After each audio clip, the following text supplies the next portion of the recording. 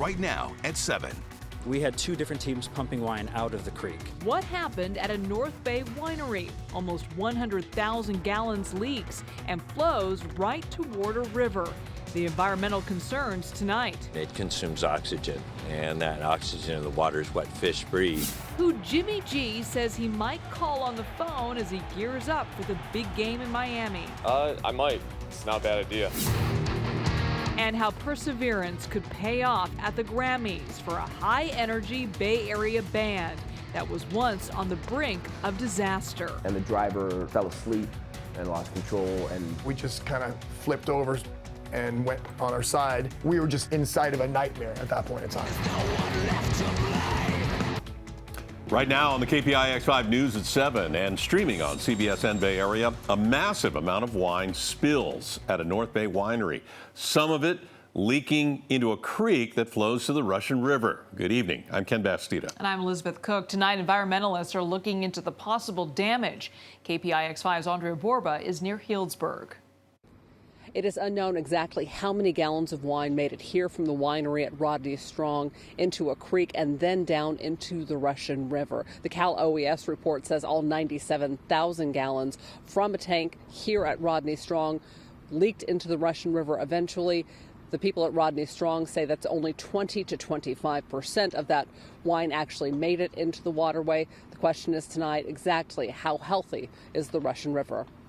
The spill happened at 1:30 Wednesday afternoon. Rodney Strong employees working in a nearby cellar heard something happen on one of the 97,000-gallon tanks of 2017 Cabernet and tried to stop the flow. Some amount of that went into the creek. We had two different teams pumping wine out of the creek. So some amount smaller than that, we think, went downstream. The winery reported the spill to the Office of Emergency Services and other state agencies immediately. Today, those agencies are checking the Russian River and tributaries for any kind of trouble. We saw signs of frogs in the creek today that were doing their normal thing, and we saw some invertebrates as well, which is a good sign. As wine breaks down in water, it consumes oxygen, vital for vulnerable steelhead populations.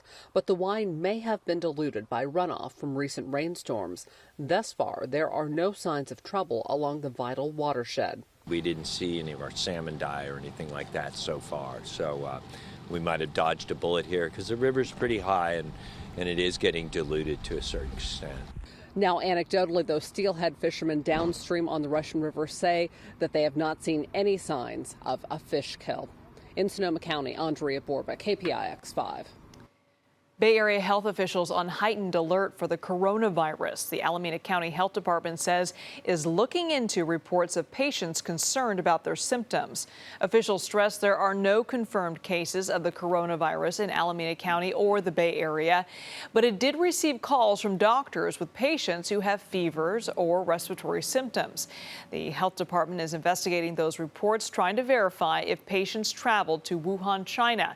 Some samples have already been sent to the CDC and came back negative. Tonight, China has shut down more than 6 cities to contain the spread. 25 deaths and more than 800 cases have been reported. Well, Bay Area School District is suing Juul, saying the e-cigarette giant has created an epidemic among its students. The Campbell Union High School District filed a suit today, claiming vaping has become a major disruption on their campuses. The crisis has forced them to spend time and money on prevention. Now, they want the e-cigarette company to pay up. How can we be compensated so that we're not using taxpayer money to be able to fund and help ease this crisis that is happening in our schools? Now, the suit accuses Juul of targeting teens with colorful ads of young people vaping. 9 other California districts have filed similar lawsuits. We reached out to Juul for a response, have not heard back. An arrest in a series of dangerous attacks on Highway 101 in Monterey County. Investigators have arrested 52-year-old Charles Kenneth Lafferty and booked him into jail on 10 felony counts. Authorities believe he was shooting a slingshot from his window on Highway 101 at cars passing in the opposite direction. They're looking at dozens of cases spanning nearly a year. Mr. Lafferty has ties to several communities inside and outside of Monterey County. We believe Mr. Lafferty used a slingshot as well as glass marbles to commit these crimes. A home invasion led to a police chase and a deadly crash on the peninsula. Neighbors woke up to the sound of cars screeching at around 4 o'clock this morning. The home invasion happened on Roberta Drive in San Mateo. Police say someone in the house called to report a break-in. One of the suspects later crashed near the Highway 101 on-ramp near Peninsula Avenue. At about 4:05, we got a call from CHP notifying us that there was a traffic collision that was at the just past the off-ramp from US 101 to Peninsula Avenue. There were 3 people inside, including a man who died at the scene and a man and woman now in the hospital. A second car crossed the San Mateo Bridge and has not been found yet. Police are not saying if anything was stolen from the home or if the suspects knew the person living there. 49ers getting in some final home field practice today before heading off to Miami. As Vern Glenn shows us, the big question tonight is, can Jimmy Garoppolo use his arm to lead the 49ers to a Super Bowl victory? Let's face it, Jimmy Garoppolo and Tom Brady will be linked for the rest of Jimmy G's career. He won 2 Super Bowls as Brady's backup with the Patriots. So, will Jimmy G call Brady this week for any advice? I might. It's not a bad idea. I mean, it's just the more information that you could get about it, and having been through it, it's a little different as a starter than backup. If Garoppolo is tired of the Brady questions, he doesn't show it. But his teammates are tired of hearing people question their quarterback. I swear I love Jimmy, but I'm tired of talking about Jimmy. The fact is, the 49ers haven't needed Jimmy G to do much in the postseason, thanks to their running game. We've had plenty of games this season where we've really had to lean on him heavily to win the games for us, and he's come through every single time. And while Garoppolo already owns multiple Super Bowl rings, those are back in Chicago, safe and sound. This would be his first as a starting quarterback. These don't come around very often, so you got to take advantage when you get them. And who knows?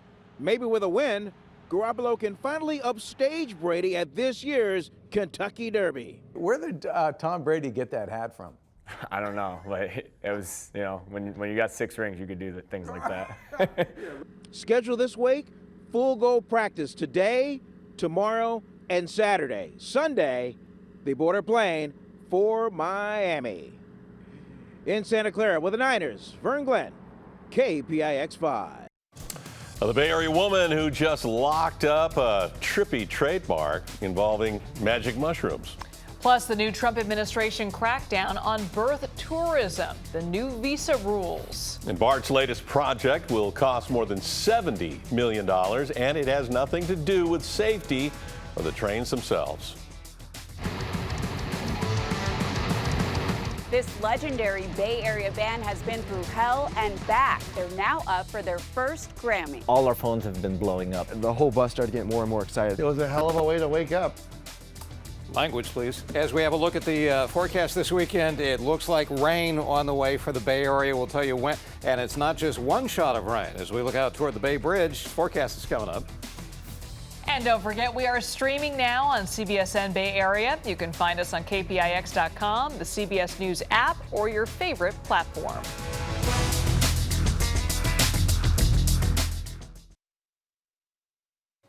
Music's biggest night just a few days away. KPIX-5's Betty Yu shows us the epic Bay Area band that could take home Grammy Gold. The name of the band is Death Angel. Think thrash metal, crushing tragedy, and amazing perseverance. They're now up for their first Grammy. At Slim's in San Francisco, they lined up early for the sold-out show. These guys are awesome. I love this music. They're very inspirational. It's amazing. As the crowd jammed the floor, Death Angel hit the stage. This concert is at the end of a grueling 5.5-week North American tour, packed with 32 shows. During that time, somewhere near Calgary on the bus, the band got the news. Opens my curtain of my bunk and just starts shaking me. It blew my mind. It absolutely blew my mind. All our phones have been blowing up. The whole bus started getting more and more excited. It was a hell of a way to wake up. Death Angel got a Grammy nomination. Our first Grammy. It's for Best Metal Performance. It's pretty overwhelming, exciting, and nerve-wracking at the same time. The song is called Humanicide. It's about the end of the human race by the human race. It's a well-executed, uplifting yet dark thrash song. Death Angel began 38 years ago. They started very young. The original band, 5 kids of Filipino descent, all cousins from Daly City and Concord. Their parents brought them to a KISS concert at the Cow Palace. They got hooked. Within 5 minutes of seeing them, I knew that's what I want to be when I grow up. That is what we wanted to do. As for the band's name, who names their band Death Angel? And I think if you interview the other guys, they'll tell you 14-year-old kids name their band Death Angel. one night at Ceremony Mall, They walked into a bookstore and just saw this novel called Death Angel, and that's the name. We wanted something like Black Sabbath. To us, that was like the coolest band name. the original band included Gus and Dennis Peppa, Andy Galliant, Rob Cavastani, and Mark Asagata. Death Angel helped define the Bay Area thrash movement of the 80s. Just think of heavy metal that's very souped up, revved up. It's something that just gels very naturally with teenage angst. The cousins had a blast. They opened for Metallica. People magazine wrote about them. But then, while on tour, early morning in 1990, a terrible bus accident in the Arizona desert. We were going fast down the freeway. We were supposedly going about 80, 75 miles an hour. And the driver fell asleep and lost control, and we just kind of flipped over and went on our side and slid like that for hundreds and hundreds of feet. The drummer suffered severe injuries. Their record label dropped them. We were just inside of a nightmare at that point in time. The band disbanded. I've had enough of it. They went their own ways, made their own music. Then, about a decade later, a benefit concert for a sick musician brought everyone back together. Today, only Mark and Rob remain from the original band. Rob has a son. I just mainly see him as my dad. He's a really cool dude. The current lineup for the past decade includes Ted Aguilar, Damian Sisson, and Will Carroll. They're all going to the Grammys. It's very well deserved, and I think long overdue. Yeah, I was like, whoa, this is really happening. You know, we grew up watching the Grammys. You see all your heroes. If it wasn't for music, I'd probably still be a virgin. It's the Olympics of music. For every time that you get up, you get knocked down, you need to be able to withstand that and just keep coming back and believing in yourself. Immediately after the Grammys, Death Angel packs up for their European tour. First stop, Denmark. In San Francisco, Betty Yu, KPIX-5. Man, I am so pulling for these guys to get this Grammy, right? I love their story. A little dark thrash, a little Daly City. This is It'd all be perfect. fun to go see. Very cool, very cool. The story is up on Facebook, has been getting a lot of comments. You can go to the KPIX-5 Facebook page to weigh in. And our very own Betty Yu will be at the Grammys Sunday night. Coverage starts at 4 p.m. right here on KPIX-5. I thought it was neat when the son said, well, my dad's a really cool dude. Yeah. Is that what your kids say about you? You're a really cool dude? All the He's time. a rock star. My grandkids bow down to me when I walk in the room. Nice. Yes. Wow. I'm a cool dude. That's not what they're doing. Maybe not. Well, it's something to shoot for. Anyway, for us, we've got a shot of rain coming into the Bay Area tomorrow night, just a little bit, and then more coming in Saturday night and Sunday. In fact, the KPIX-5 high-def Doppler moments ago was showing 8 drops that were falling up there in Sonoma County. They have since headed over towards St. Helena. So there's a little bit of a hint that at least the atmosphere is primed and ready for action, but it's not going to get much over the weekend. Highs today, we're in the low 60s. In Livermore, managed 63 degrees, Concord 63, in Fremont 61, and so a fairly balmy day for January in the Bay Area. There's a flat ridge out there with some passing clouds in the top. They've got rain in the Pacific Northwest.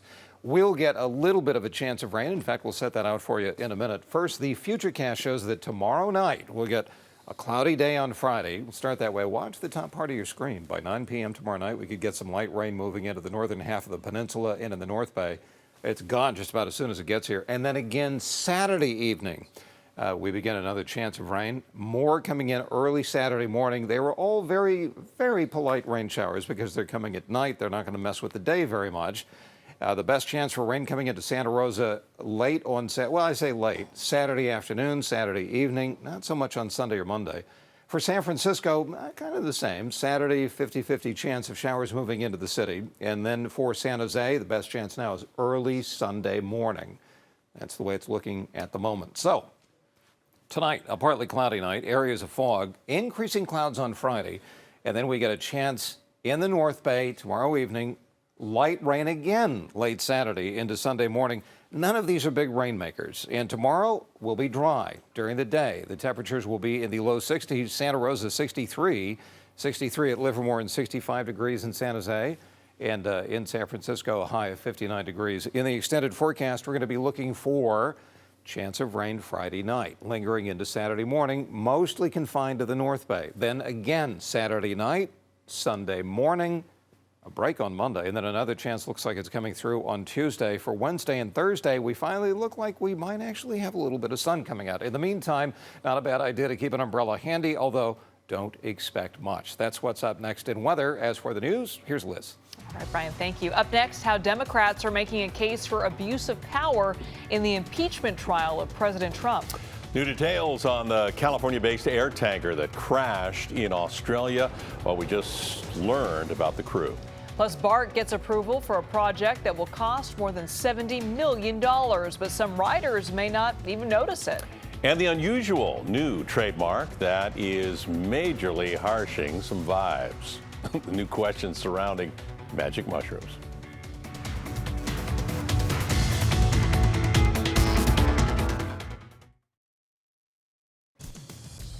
Don't forget, we are streaming now on CBSN Bay Area. You can find us on KPIX.com, the CBS News app, or your favorite platform.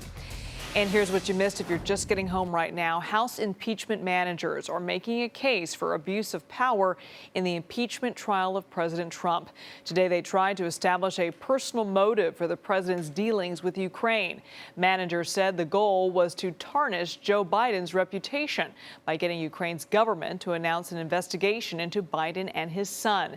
They cited polling from last year showing Biden ahead of Mr. Trump in a 2020 matchup.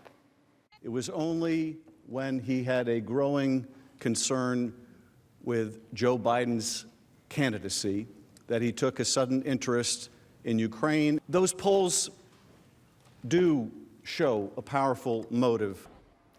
During a break in today's action in the Senate, Republicans seized on Democrats' line of argument. Today, the House Democrats, perhaps unintentionally, threw Joe Biden under the bus. Based on the House manager's presentation today, I think we probably are going to need to hear from the former vice president. The Trump administration, meanwhile, taking aim at the practice known as birth tourism, when women travel to the U.S. to give birth so their child can have U.S. citizenship. The feds published new visa rules today saying applicants will be denied tourist visas if that is the sole reason for their visit to the U.S. A firefighting plane that crashed in Australia was based at McClellan Air Force Base in Sacramento County. 3 American firefighters were killed. We've just learned they were from Montana, Arizona, and Florida. No word on what went wrong with the plane. The C-130 Hercules tanker helped fight the Kincaid fire in Sonoma County last summer. Also tonight, the BART board just approved spending $71 million to install canopies on every station entrance on Market Street. The canopies offer monitors with arrival times. They also have retractable gates that close the stations at night to protect escalators from harsh weather. Ken? Thanks, Elizabeth. Coming up next, it's the ingredient in magic mushrooms that sends you on your trip, right? Can the name of the substance really be trademarked?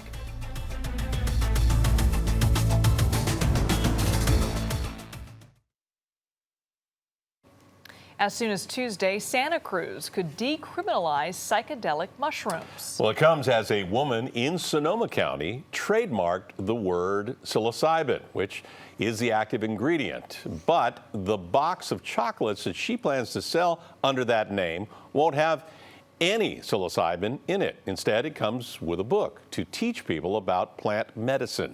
But not everyone loves the idea of a trademark.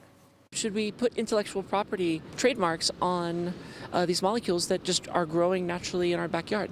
In general, our stance is that these plants should be a public commons. Yeah, as for Santa Cruz, the decriminalization is expected to pass. Well, thank you for watching. Tonight at 7 o'clock, the news continues streaming on CBSN Bay Area. We'll be back at 11 o'clock with more local news for you. Have a good night.